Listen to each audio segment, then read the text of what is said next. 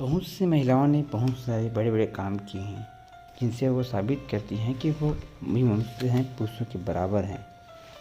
कई बार उनको समाज जो है एक सीमा में बांधने के प्रयास करता है, लेकिन उन्होंने साबित किए हैं। ऐसी महिलाओं की कहानियाँ लेकर आ रहा हूँ, सुनाया जा रहा हूँ।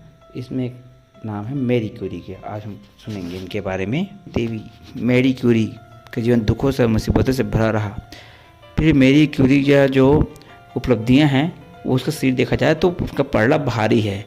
एक और अंधेरे कमरे के सिरन भरे में भूखे पेट वर्षों का निर्वासित जीवन और उनके जीवन साथी का उनके जीवन के सांझ होने से पहले ही बिछड़ जाना, उनका 2 बार नोबेल पुरस्कार प्राप्त करना, ऐसे उपलब्धियों पर हर देश गर्व करेगा। उनका देश फ्रांस भी उन पर बहुत गर्व करता है।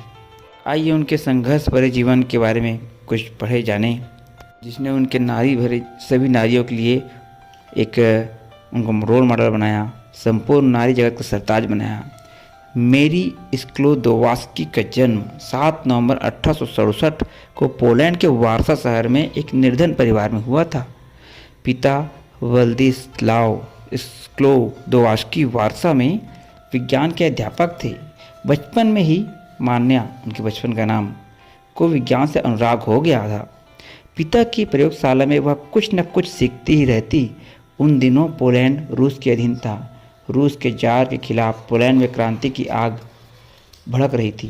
अपनी मातृभूमि को अत्याचारी जार के चंगुल से छुड़ाने के लिए मन में इच्छा रखने के कारण पिता की नौकरी जाती रही। कुछ ही दिनों पूर्व मान्या के सिर से माँ का साया भी उठ चुका था। इन दोनों घटनाओं से मानव परिवार दुख का पहाड़ टूट पड़ा। पिता ने बच्चों के पालन के लिए बोर्डिंग स्कूल खोला, पर वह नहीं चल सका। उन्होंने व्यवसाय शुरू किया, पर वहाँ भी असफलता हाथ लगी। अब प्रोफेसर स्क्लोदोवास्की को लगने लगा कि 4 बढ़ते शरीरों को कपड़ा और शिक्षा दे पाना उनके बस की बात नहीं, पर उन्हें अपने कुशाग्र बुद्धि के बच्चों पर बड़ा भरोसा था। अपनी विद्रोही प्रवृत्ति और शिक्षकों की तीव्र घृणा के बावजूद मैरी जो है हाई स्कूल की परीक्षा में प्रथम आई और उसे स्वर्ण पदक मिला। परीक्षा के बाद पिता ने साल भर के लिए उसे पढ़ाई से छुट्टी दे दी। उन्हें नहीं पढ़ाया। उन्हें डर था कि कहीं अधिक मेहनत के कारण अपनी माँ की तरह बच्ची का भी स्वास्थ्य खराब न हो जाए। साल भर की छुट्टी बिताकर जब वह वार्सा लौटी तो उनका भविष्य अनिश्चित था। बड़ी बहन ब्रोन्या की इच्छा सोरबोर्न पेरिस में एक डॉक्टर की पढ़ाई करने की थी, पर घर की हालत ऐसी नहीं थी कि उसकी पढ़ाई का खर्च वहन किया जा सके। मान्या बड़ी हिम्मत वाली और तेज़ दिमाग की लड़की थी। मान्या बोले तो मैरी क्यूरी।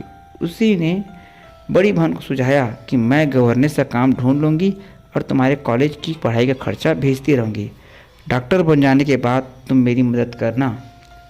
इस तरह मान्या गवर्नेंस बन गई और मान्या नौकरी करके किसी तरह जोड़ कर बड़ी बहन को पैसे भेजती रही और एक दिन उसे मेडिकल की डिग्री भी मिल गई। वही उसने अपने सहपाठी कश्मीर दुरस्की से शादी कर ली। अब वादा निभाने की बारी ब्रोन्या की थी और इस तरह सोरबोर्न में पढ़ाई करने के लिए मान्या कश्मीर दंपति के पास आई। वह बड़ी बहन पर भार बोझ नहीं बनना चाहती थी। इस नाते उसने पेरिस के एक पीछे से मोहल्ले में 15 फ्रैंक, वहाँ के जो पैसा है, मासिक किराए पर अंधेरी सीलन भरी कोठरी में रूम लिया रहने के लिए। एक दिन उनका बहनोई भागा उसके पास आया और आते ही उसने पूछा, मान्या सच सच बताना, आज तुमने कुछ खाया है कि नहीं? लेकिन उसकी मान्या की झूठ पकड़ ली गई। वास्तव में मान्या ने पिछले 24 घंटों में कुछ नहीं खाया था। उसकी एक सहेली ने कश्मीर दंपति यानी उसकी बड़ी बहन को बताया था कि मान्या स्कूल में बेहोश होकर गिर पड़ी थी। यही सुनकर उसका बहनोई उसकी खोज खबर लेने चला आया था। कश्मीर दंपति उसे अपने घर ले गया। दीदी ब्रोन्या ने उसे खिलाया पिलाया, लेकिन उसका मन वहाँ लगा नहीं। अतः वहाँ से वह फिर से चली आई मैरी, और वही सीलन वाली कोठरी में उसे अपनी पढ़ाई की फिक्र थी, खाने पीने की नहीं, केवल काम की धुन में वह दीवानी रहती। इसी मान्या ने अपने को कष्ट में रखकर जी तोड़ मेहनत करके आगे चलकर जब उनके पति उनकी शादी हुई पीरे क्यूरी के साथ रेडियम की खोज की थी। पीरे क्यूरी के साथ अब तक मान्या मैडम क्यूरी के नाम से विख्यात हो चुकी थी। खोज करने के बाद वह विख्यात हो गई। रेडियम के आविष्कार से चिकित्सा जगत के विज्ञान में मानव सेवा का नया द्वार ही खोल दिया। पर रेडियम की खोज के पीछे क्यूरी दंपति ने बड़ी मेहनत और अत्यंत कष्ट उठाया। जर्मनी के प्रोफेसर रंजन ने ऐसे किरणों की खोज की थी जो स्थूल वस्तुओं में प्रवेश कर जाती थी। इन्हें उन्होंने एक्स किरण का नाम दिया, यानी अज्ञात किरण। फ्रांस के हेनरी बेकरल ने खोज की थी कि कुछ चीज़ें सूर्य के प्रकाश में पड़े रहने के बाद अंधेरे में रखने पर स्वतः चमकने लगती है। कुछ प्रयोग के बाद वह इस निष्कर्ष पर पहुँचे कि यूरेनियम की कच्ची धातु पिच ब्लेंड में यूरेनियम के अतिरिक्त ऐसा तत्व होना चाहिए जिसमें स्वतः किरणों का उत्सर्जन का गुण होता है। क्यूरी दंपति ने उस अज्ञात तत्व को खोज निकालने की ठान ली। इस मार्ग में बड़ी कठिनाई थी। पिच ब्लेंड एक तो बहुत महंगी थी और दूसरे ऑस्ट्रिया के अतिरिक्त कहीं भी मिलती नहीं थी। क्यूरी दंपति की धारणा यह थी कि यदि पिच ब्लेंड में कोई अज्ञात तत्व है तो यूरेनियम के क्षण चूकने के बाद वह अवश्य बचा रहना चाहिए। उनकी रुझान देखकर ऑस्ट्रिया की सरकार इन्हें पिच ब्लेंड का सारा बचा खुचा कचरा देने को तैयार हो गई, बशर्ते उन्हें ढो के ले जाने का सारा खर्च क्यूरी दंपति ने स्वयं ही वहन किया। टनों पिच ब्लेंड जहाज़ों में भर कर ढोई गई और कमर तोड़ मेहनत शुरू हुई। लोहे को मुट्ठी पर बड़े बड़े कड़ाहों में पिच ब्लेंड को उबालना शुरू किया गया। 2 साल की कड़ी मेहनत के बाद थोड़ी सी मात्रा में एक नया तत्व मिला जो यूरेनियम की अपेक्षा 30 गुना अधिक सक्रिय था।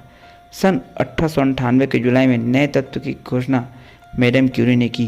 उन्होंने इस तत्व का नाम अपनी मातृभूमि के नाम पर पोलोनियम रखा, पर अभी भी अज्ञात तत्व मिलना बाकी था। पिच ब्लेंड का संशोधन जारी रखा गया। लंबे अरसे बाद थोड़ी मात्रा में आखिर वह तत्व भी मिला जिसका नाम रेडियम रखा गया। यह अद्भुत सक्रियता वाला तत्व यूरेनियम की अपेक्षा 10 लाख गुना अधिक सक्रिय। इस खोज के लिए अपने पति के साथ उन्हें 1903 में भौतिकी का नोबेल पुरस्कार मिला। किसी महिला को नोबेल पुरस्कार दिए जाने का यह सर्वप्रथम अवसर था। रातों रात क्यूरी दंपति विश्व प्रसिद्ध के शिखर को छूने लगे। पीरे क्यूरी को सोरबोर्न विश्वविद्यालय में प्रोफेसर नियुक्त किया गया। मैडम क्यूरी अपने अनुसंधान कार्य में लगी रही थी। इसी बीच एक दुर्घटना हो गई। 19 अप्रैल 1886 को एक मीटिंग से लौटते हुए पीरे एक घोड़ा गाड़ी के नीचे आ गए और उनकी मृत्यु हो गई। पर क्या मैडम क्यूरी ने अपना कार्य ठप कर दिया? उन्हें अपने पति की बहुत याद आई। बातें याद आई कि वैज्ञानिक को अधिकार नहीं कि वह अपना काम छोड़ दे। मैडम तो कार्य में उसी उत्साह से लगी रही। पति के स्थान पर मैडम को प्रोफेसर बना दिया गया, मैरी क्यूरी को। हालांकि कुछ वैज्ञानिकों ने इसका विरोध किया, पर फ्रांस वासियों ने सारी परंपराएं तोड़ दी। वस्तुतः इस सम्मान के योग्य वह थी ही। मैडम क्यूरी को जीवन में 2 बार नोबेल पुरस्कार मिला। 1911 में जब उन्हें दोबारा रसायन पर नोबेल पुरस्कार दिया गया तो उन्होंने धन्यवाद ज्ञापित करते हुए अपने स्वर्गीय पति को श्रद्धांजलि दी।